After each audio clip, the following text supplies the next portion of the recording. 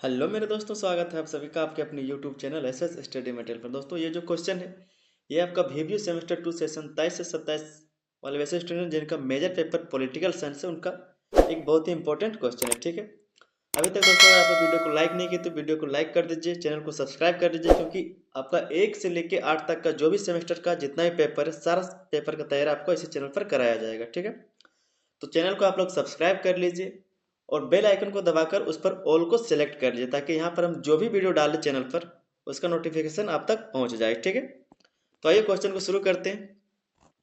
सबसे पहले समझते हैं क्वेश्चन क्या है। ये जो आपका है ये आपका पॉलिटिकल साइंस मेजर क्वेश्चन है। ठीक है, ये इंपॉर्टेंट क्वेश्चन, ये आने वाला क्वेश्चन है, ये रिपीटेड क्वेश्चन है, कई बार पूछा जा चुका है, तो हो सकता है कि आपके एग्जाम में भी आए। तो आपको अच्छे से वीडियो को अंत तक देखना है, सुनना और समझना है, और साथ में आपको कॉपी में लिख के प्रैक्टिस भी कर लेना है। ठीक है, सबसे पहले क्वेश्चन को देख लेते हैं क्या है।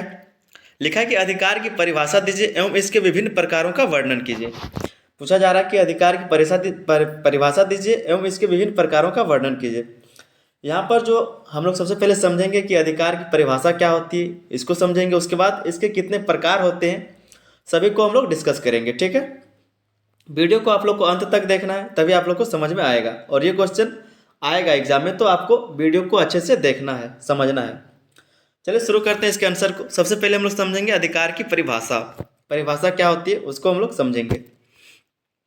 लिखा है कि अधिकार का अर्थ है किसी व्यक्ति को अपने जीवन में कुछ कार्य करने या कुछ वस्तुएं प्राप्त करने का वैधानिक या नैतिक अधिकार। अधिकार का अर्थ जो है क्या बताया जा रहा है कि किसी व्यक्ति को अपने जीवन में कुछ कार्य करने के या कुछ वस्तुएं प्राप्त करने का वैधानिक या नैतिक अधिकार। मतलब कोई भी व्यक्ति अपने जीवन काल में क्या करता है, कुछ वस्तु को प्राप्त करता है या फिर अपने स्वेच्छा से कोई काम करता है, तो उसके लिए जो अधिकार है उसी को अधिकार कहा जाता है। फिर आगे लिखा है कि यह सामाजिक व्यवस्था का वह महत्वपूर्ण तत्व है जो व्यक्ति को समाज में गरिमा के साथ जीने और अपने जीवन को संवारने का अवसर देता है। फिर क्या बताया जा रहा है कि यह सामाजिक व्यवस्था का वह महत्वपूर्ण तत्व है जो व्यक्ति को समाज में गरिमा, गरिमा का मतलब क्या होता है, गरिमा का मतलब होता है महत्व, इज्जत, ठीक है, ये सब के साथ जीने और अपने जीवन को संवारने का अवसर देता है।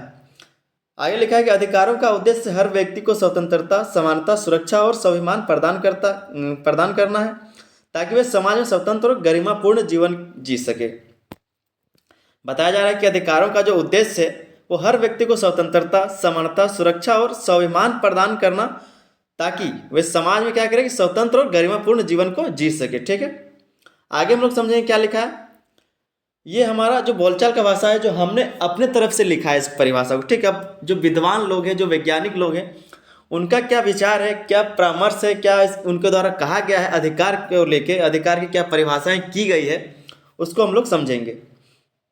ये चीज़ आपको भी लिखना है, पहले अपने हिसाब से परिभाषा को लिखिए, उसके बाद जो विद्वानों द्वारा किया गया है, जो विद्वानों द्वारा बताया गया है, उस परिभाषा को भी आपको नीचे लिखना है।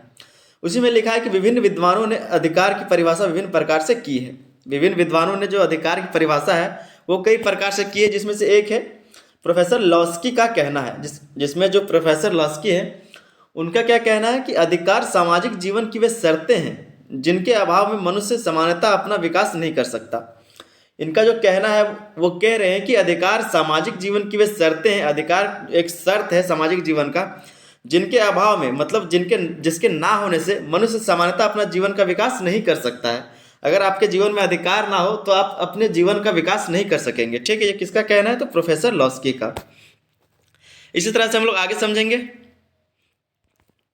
दूसरा जो है विद्वान, उन्होंने क्या कहा वाइल्ड के अनुसार। ठीक है, जो दूसरे विद्वान है वाइल्ड, उनके अनुसार क्या है, कहा जा रहा है कि अधिकार स्वतंत्रता के लिए वह तर्कपूर्ण दावा है जो कुछ कार्य करने के लिए आवश्यक है। इनके द्वारा कहा जा रहा है कि अधिकार स्वतंत्रता के लिए वह तर्कपूर्ण दावा है जो कुछ कार्य करने के लिए आवश्यक है। फिर तीसरे जो विद्वान है जॉन ऑस्टिन। ठीक है, जॉन ऑस्टिन, ये सब नाम आपको याद रखना है, आपको एग्जाम में ये सब लिखना पड़ेगा, ये सब नाम आपको याद रखना है। और यहाँ पर आप अच्छे से देख लीजिए, समझ लीजिए, कॉपी में एक बार प्रैक्टिस करिए, देख के कॉपी में उतारिए, ताकि वहाँ पर भी आपको लिखना पड़ेगा, तो आप अगर प्रैक्टिस रहेगा तो वहाँ पर भी लिख सकते हैं। तीसरा जो विद्वान है जॉन ऑस्टिन, उन्होंने क्या कहा है, तो जॉन ऑस्टिन के अनुसार एक मनुष्य की दूसरे मनुष्य से बलपूर्वक कार्य करा लेने की क्षमता का नाम अधिकार है। यहाँ पर जो अधिकार शब्द है उसका ऐसा मतलब निकाला गया है कि किसी व्यक्ति से आप अगर किसी से बलपूर्वक काम करा लेते हैं तो वो जो आपका ताकत है वही अधिकार के रूप में माना जाता है। किसके द्वारा? तो जॉन ऑस्टिन के अनुसार ये अधिकार की परिभाषा की गई है। क्या कि एक मनुष्य की दूसरे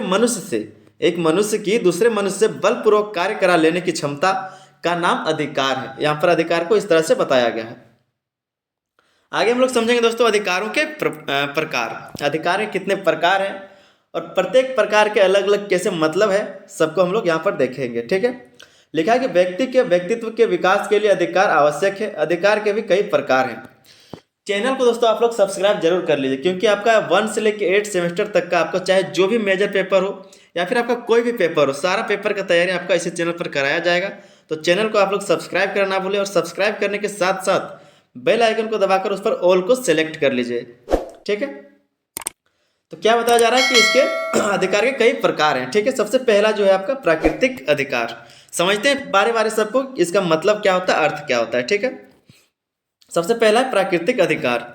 प्राकृतिक अधिकार वे अधिकार हैं जो व्यक्ति को जन्म से प्राप्त होते हैं और जो किसी भी कानून, सरकार या अन्य संस्था के द्वारा दिए या छीने नहीं जा सकते। प्राकृतिक अधिकार जो है, जो हम लोग को ईश्वर के द्वारा दिया जाता है, भगवान के द्वारा दिया जाता है। ठीक है, क्या बताया जा रहा है? जो व्यक्ति को जन्म से प्राप्त होते हैं और जो किसी भी कानून, सरकार या अन्य संस्था द्वारा छीने या दिए नहीं जा सकते। ठीक है, आगे हम समझेंगे इसमें क्या क्या आता है। तो इसमें लिखा है कि इनमें जीवन का अधिकार, स्वतंत्रता का अधिकार और संपत्ति का अधिकार शामिल है। क्या बताया जा रहा है कि इसमें जीवन का अधिकार, स्वतंत्रता का अधिकार, संपत्ति का अधिकार शामिल है। ये सब किसमें? प्राकृतिक अधिकार में। आगे लिखा है कि यह माना जाता है कि यह अधिकार प्राकृतिक रूप से हर व्यक्ति को प्राप्त है और इनका संरक्षण मानव समाज के लिए आवश्यक है। क्या बताया जा रहा था? कि यह माना जाता है कि अधिकार प्राकृतिक रूप से हर व्यक्ति को प्राप्त है और इनका संरक्षण मानव समाज के लिए आवश्यक है। ठीक है, यह आपका प्राकृतिक अधिकार था। अब दूसरा हम लोग समझेंगे वैधानिक अधिकार को। इसी में हम लोग जितने अभी देखे हम लोग अधिकार के प्रकार को, तो बारी बारी हम लोग उसी को समझ रहे। पहला प्राकृतिक अधिकार था, दूसरा है वैधानिक अधिकार। इसी तरह से आगे हम लोग और कुछ पॉइंट्स को समझेंगे। वैधानिक अधिकार का मतलब क्या है? कि वैधानिक अधिकार वह अधिकार होते हैं जो किसी देश के संविधान या कानून के अनुसार व्यक्ति को प्राप्त होते हैं।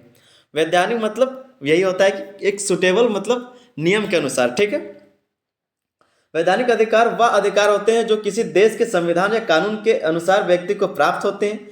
इन अधिकारों का मुख्य उद्देश्य व्यक्ति की सुरक्षा और उसकी गरिमा को बनाए रखना है। इन अधिकारों का मुख्य उद्देश्य जो है व्यक्ति की सुरक्षा और उसकी गरिमा को बनाए रखना है।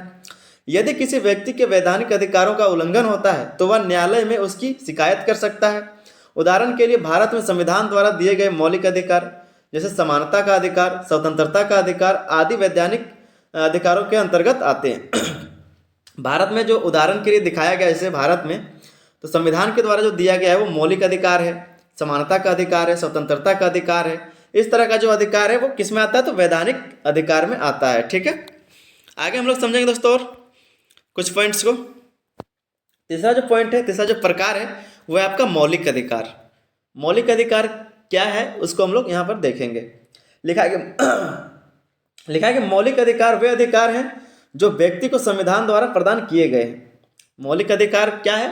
जो व्यक्ति को संविधान के द्वारा प्रदान किया जाता है। ठीक है, और जो किसी भी लोकतांत्रिक समाज में अत्यंत महत्वपूर्ण माने जाते हैं। और जो किसी भी लोकतांत्रिक समाज में जहाँ पर लोकतंत्र है वहाँ पर क्या है? इसको महत्वपूर्ण माना जाता है।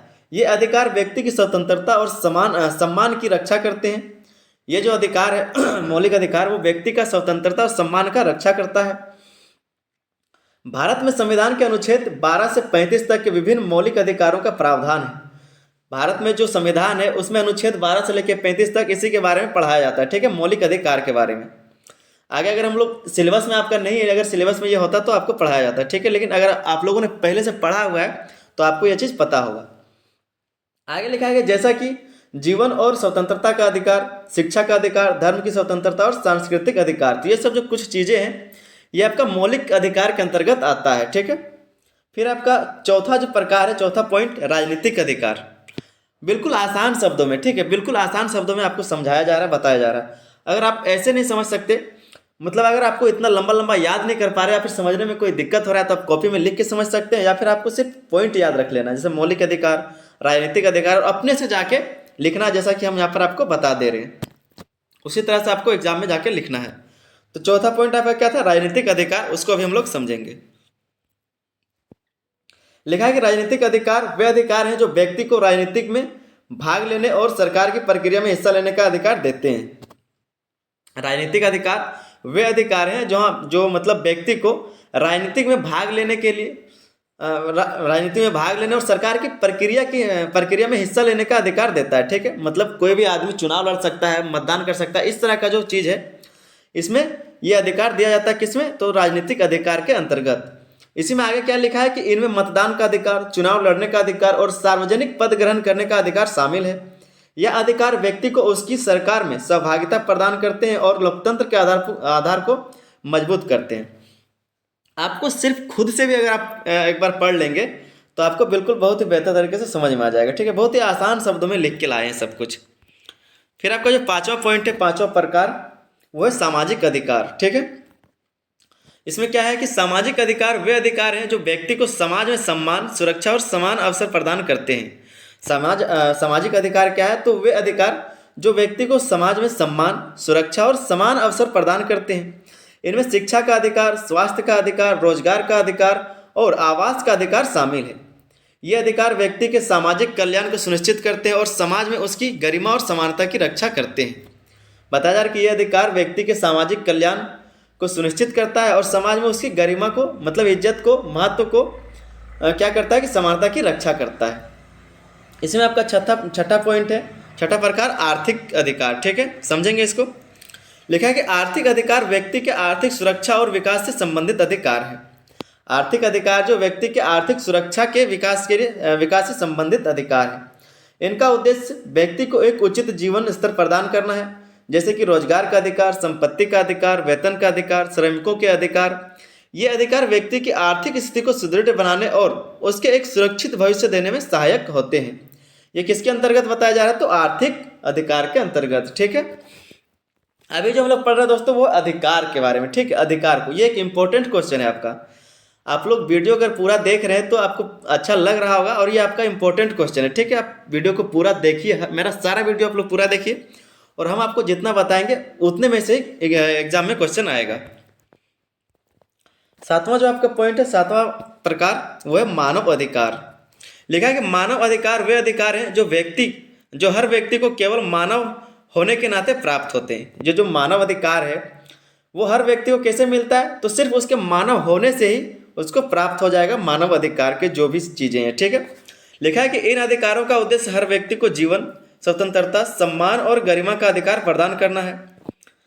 इनमें से जो कुछ भी आता है व्यक्ति को, जैसे जीवन हो गया, स्वतंत्रता, सम्मान और गरिमा का जो अधिकार है पहले से ही प्रदान होता है सिर्फ मानव होने के नाते। ठीक है, आगे लिखा है कि संयुक्त राष्ट्र संघ के मानव अधिकारों की सार्वभौमिक घोषणा में इन अधिकारों का उल्लेख किया गया है, जैसे कि जीवन का अधिकार, यातना के विरुद्ध अधिकार और धर्म और अभिव्यक्ति की स्वतंत्रता का अधिकार। अभिव्यक्ति का मतलब क्या होता है? अभिव्यक्ति का मतलब होता है अपने मन की बात को करना। ठीक है, सभा में या फिर कहीं पर बैठक वगैरह में जब हम लोग बात करते हैं, सभा को बुलाते हैं, तो उस तरह का जो चीज़ें होती है उसको हम लोग अभिव्यक्ति बोलते हैं, अपने चीज़ों को समझाने को। ठीक है, उसी को हम लोग अभिव्यक्ति बोलते हैं। फिर आपका आठवां पॉइंट है, आठवां प्रकार, नागरिक अधिकार। हम लोग इसको भी समझ लेते हैं। लिखा है कि नागरिक अधिकार वे अधिकार हैं जो व्यक्ति को एक देश का नागरिक होने के नाते प्राप्त होते हैं। नागरिक अधिकार जो है इसके अंतर्गत क्या होता है कि ये जो अधिकार है वो किसी देश का नागरिक होने से ही आपको प्राप्त है। ठीक है, प्राप्त हो जाता है। इनमें व्यक्ति की स्वतंत्रता, निजी स्वतंत्रता, भाषण की स्वतंत्रता, धार्मिक स्वतंत्रता आदि शामिल है। इसमें से क्या है? तो व्यक्ति की स्वतंत्रता है, निजी स्वतंत्रता है, भाषण की स्वतंत्रता है, धार्मिक स्वतंत्रता आदि जो है शामिल है। किसके अंतर्गत? तो नागरिक अधिकार के अंतर्गत। आगे हम लोग बात करेंगे तो नागरिक अधिकार व्यक्ति को सामाजिक और राजनीतिक गतिविधियों में भाग लेने का अवसर देते हैं। नागरिक अधिकार जो व्यक्ति को सामाजिक और राजनीतिक गतिविधियों में भाग लेने का अवसर प्रदान करता है। ठीक है, तो दोस्तों ये आपका कुछ 8 पॉइंट था। इसके बाद हम लोग समझेंगे इसके निष्कर्ष को। एक छोटा सा निष्कर्ष को हम लोग देख लेते हैं। लिखा है कि अधिकारों का मुख्य उद्देश्य हर व्यक्ति को उसके जीवन में स्वतंत्रता, सुरक्षा और गरिमा प्रदान करना है। ठीक है, एक बात आप लोग याद रखें दोस्तों कि यहाँ पर हम आपको जो भी क्वेश्चन बताएंगे वो सारा इंपॉर्टेंट रहेगा। ठीक है, और इससे बाहर आपका एग्जाम में नहीं पूछेगा। तो आपको सारा वीडियो देखना है, सारा वीडियो को अच्छे से समझना है, कॉपी में लिख लिख के प्रैक्टिस करना है। देख देख के कॉपी में एक बार लिख लीजिए ताकि आपका प्रैक्टिस हो सके, आप एग्जाम में लिख सके। और यहाँ पर हम आपको जो भी बताएंगे इस चैनल पर वो आपके लिए इनफ होगा, काफ़ी होगा। ठीक है, उतना ही पढ़ के आपको जाना है और आपका बहुत ही अच्छा नंबर आएगा, बेहतर रिजल्ट करेंगे। ठीक है, तो इसको एक बार इसके निष्कर्ष को भी देख लेते हैं। लिखा है कि अधिकारों का मुख्य उद्देश्य हर व्यक्ति को उसके जीवन में स्वतंत्रता, सुरक्षा और गरिमा प्रदान करना है। अधिकारों के विभिन्न प्रकार समाज में न्याय, समानता और स्वतंत्रता की स्थापना में सहायक होते हैं। किसी भी समाज का विकास तभी संभव है जब उसके नागरिक अपने अधिकारों से भली भांति परिचित हो और वे उन अधिकारों का प्रयोग सही तरीके से कर सकें। तो दोस्तों ये आपका निष्कर्ष था छोटा सा। इसी तरह से आपको भी एग्जाम में निष्कर्ष को लिख देना। अगर आप लोग चैनल पर नए थे तो चैनल को सब्सक्राइब करना ना भूलें, चैनल को सब्सक्राइब जरूर कर लें। साथ ही वीडियो वहाँ पर जो बेल आइकन है उस पर ऑल को सिलेक्ट कर लीजिए, ताकि यहाँ पर हम जो भी चैनल पर वीडियो डालें उसका नोटिफिकेशन आप तक पहुँच जाए। ठीक है, मिलते हैं किसी अगले सवाल के साथ अगले वीडियो में, तब तक के लिए धन्यवाद। जय हिंद।